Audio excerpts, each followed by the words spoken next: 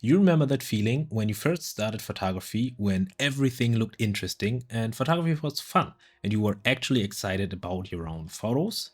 And then you got to Instagram to see what other photographers were doing, and you realize that they visit all these amazing places with epic subjects, and you start to think that you need to do the same to take good photos. But then you realize that your city doesn't have those, so you enter a depressive spiral and think about quitting photography for good. But what if there's a way to make photography fun and that allows you to take photos that you're proud of, even if they are about the most mundane, everyday things? Well, luckily there is. So I'll tell you what that concept is, why it's better than focusing on amazing subjects for your photography, and how you can apply it the next time you're out shooting. Okay, so before I explain what this concept is, we gotta understand why this approach is the best way to save your creativity and your sanity as a photographer. So the issue is that the majority of photography advice out there is about making your subject stand out. And that's why we often ask ourselves, how do I find interesting subjects? But the issue that I have with this approach is that once I started to focus only about finding interesting subjects, I lost the initial spark that made me fall in love with photography. And that was about finding beauty in the mundane things that I see every day, and sometimes photographing amazing subjects as well, true. But at some point, photography became a game of finding interesting subjects. And that's easy when you're traveling and visiting places with amazing subjects. But to find interesting photos in everyday moments when you're not traveling is, in my opinion, more fulfilling and also the sign of a good photographer.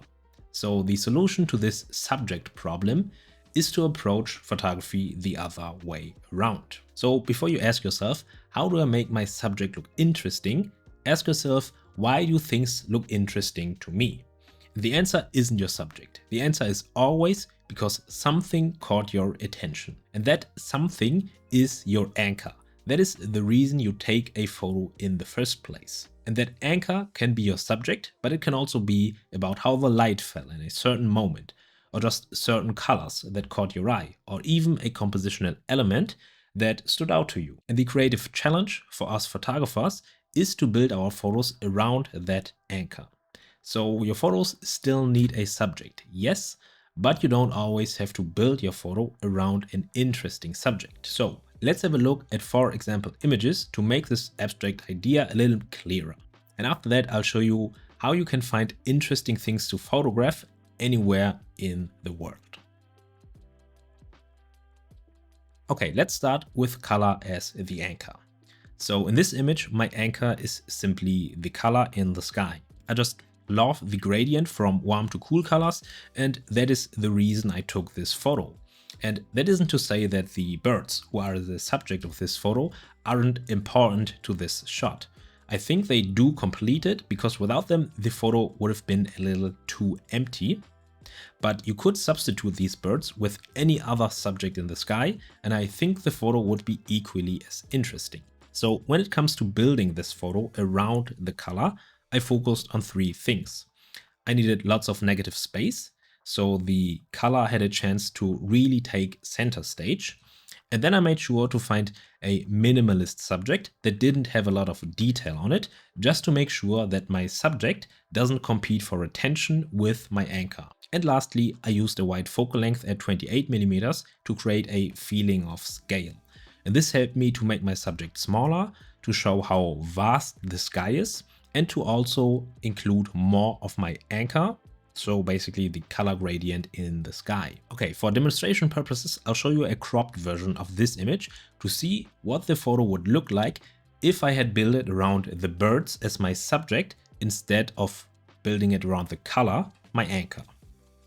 So in this case, my subject becomes the center of attention, but the image loses what initially caught my attention. So the sunset colors are gone and the feeling of freedom just isn't as strong, simply because of the lack of scale. So this isn't a bad photo, but it doesn't have the same feeling to it that the photo with color has. So my point is that making your subject the most important thing and the most visible thing in your composition isn't always a good idea. Okay, next up is light as an anchor. So for this image, I really like how the light fell into this street. So I used it as an anchor, and I just liked how it highlights everything that is important in this image. So the texture on the left side of the building, or on this left side building, and it also creates a pocket of light on the street. So I made sure to place my subject in this pocket of light because it looked the most interesting that way. And the difference between anchor and subject in this photo is that my anchor, the light, is what makes this photo interesting.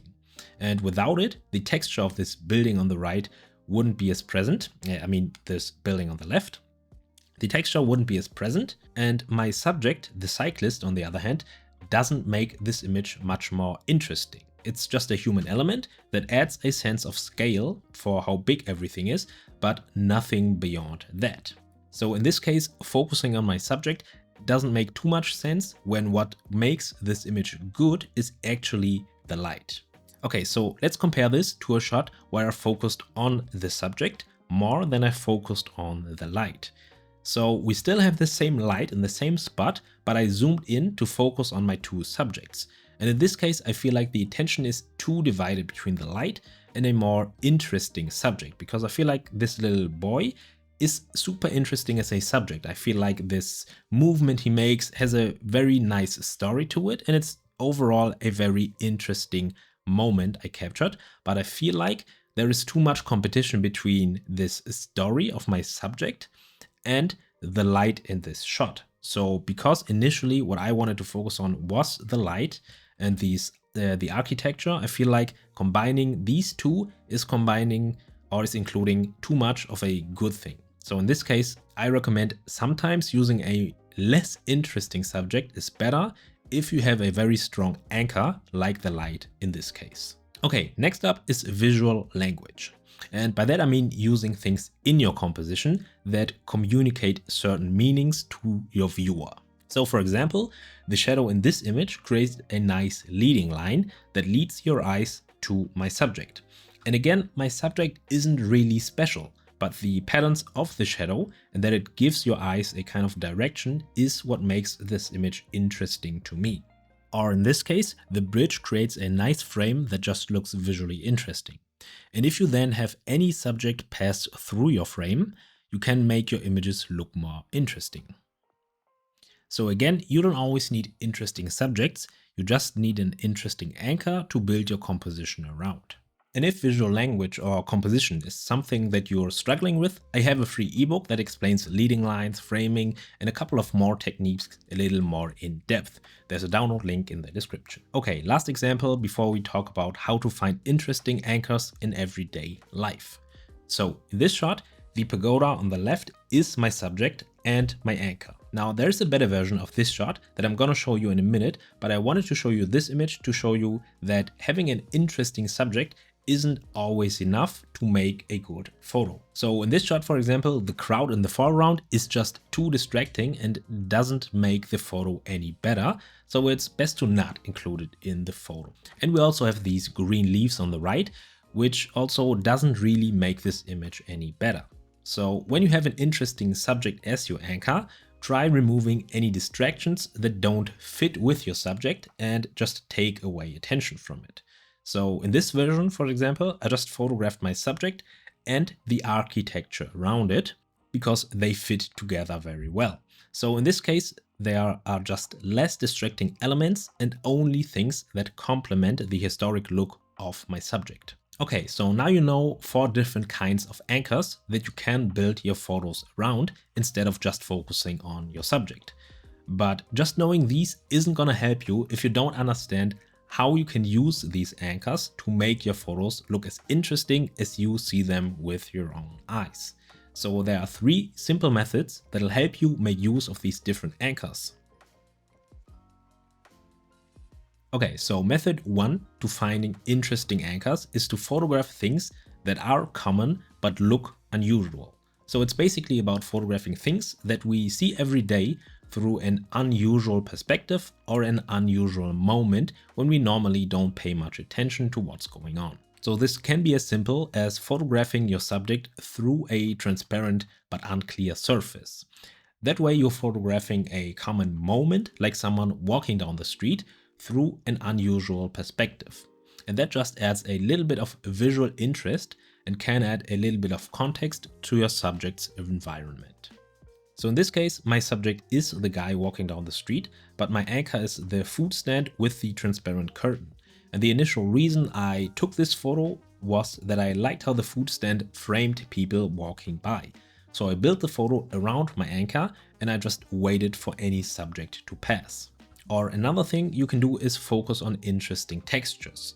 We had some frost the other week, for example, and I took a couple of shots of very mundane things that I still really like. So you don't always have to find epically frozen things in winter, but just noticing how a little change makes everyday things look a little more interesting is a great way to find things that look common but unusual. And lastly, fairly easy to use anywhere in the world, you can find unusual perspectives in common places. For example, by photographing through windows of buildings or public transport. And I think these make for great anchors because 1, they make for great frames and look interesting, and 2, they are very relatable for your viewer. It just gives your viewer the feeling that they are looking through the window, and that just gives your photos a more immersive feeling. Okay, finding common but unusual scenes is great, but you can always rely on finding these. So if you're struggling to find interesting things, focus on the interplay between light and shadow. Because sometimes the light just falls so nice that it makes even the most boring things look interesting.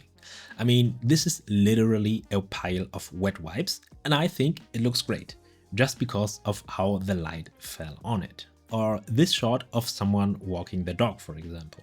Because what I wanted to focus on here was just the interplay between light and shadow. So instead of just focusing on how the light falls onto your subject, look at how light and shadow interact with your subject and the environment. So in this shot, this patch of light is my anchor.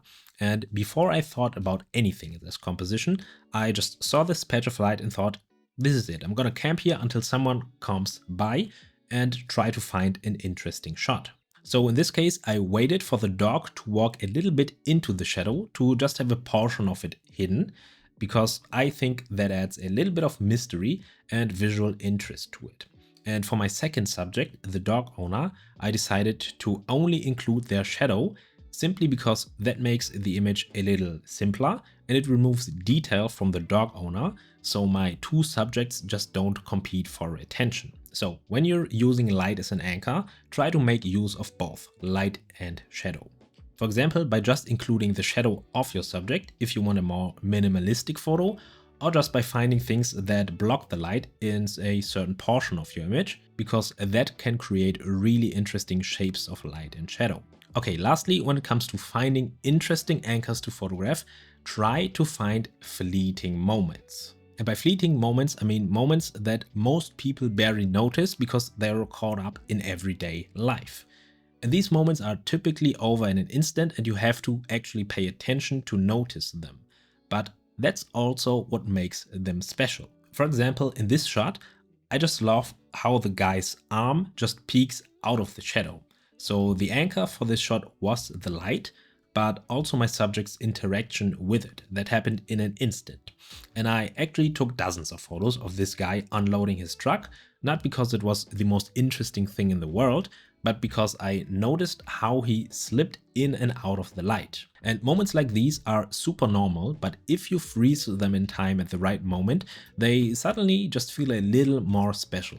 And the fact that I can do that with my camera is one of the reasons that I love photography. Because ultimately these moments can be about any interaction that your subject has with their environment, like someone peeking into a shop window or someone taking a photo of something.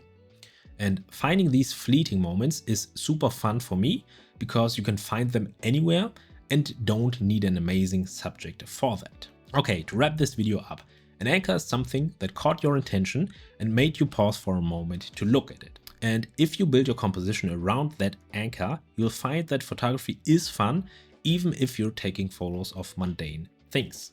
And your anchor can be light, color, a compositional element, or an interesting subject. And to find interesting anchors, try to focus on common but unusual looking things or moments, on the interaction of light and shadow, or on capturing fleeting moments. Alright, so if you now think that's all great, but I live in a place that's always cloudy, so I can't use good light to take photos, watch this video next to fix that problem forever.